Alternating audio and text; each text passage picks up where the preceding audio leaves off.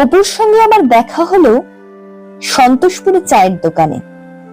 মাটির খুঁড়িতে চুমুক দিয়ে সে তাকালো মেঘ ভাঙা আকাশের দিকে। তার ছেঁড়া চটি, জামার রং বিবর্ণ, কদিনের না কাটা দাড়ি, কিন্তু চোখে অসীম বিস্ময়। অপুকে দেখলাম গঙ্গার ধারে ভেসে যাওয়া প্রতিমার কাঠামো টেনে হিঁচড়ে ডাঙায় তুলে অবাক চোখে দেখছে সে। প্রতিমার মুখে লেগে থাকা এখনো যেটুকু রং।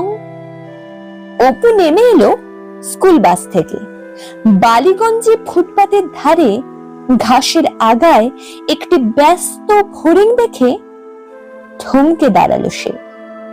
ছুটির খুশিতে দ্রুত ছুটে যাওয়া কিশোর কিশোরীদের পায়ের শব্দ ছাপিয়ে সে শুনছে হরিণের পাখার গুনগুন। অপুকে দেখলাম বনগা লোকাল।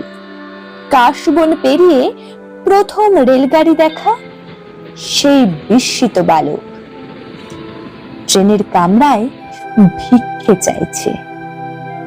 তার হাতের আঙুলে, তার গ্রীবায়, তার চোখের পাতায় এলোমেলো চুলে খেলে যাচ্ছে চঞ্চল আলো।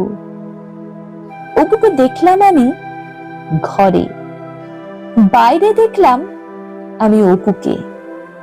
কাল অপুকে দেখেছি আমি, আজ অপুকে দেখলাম, অপুকে।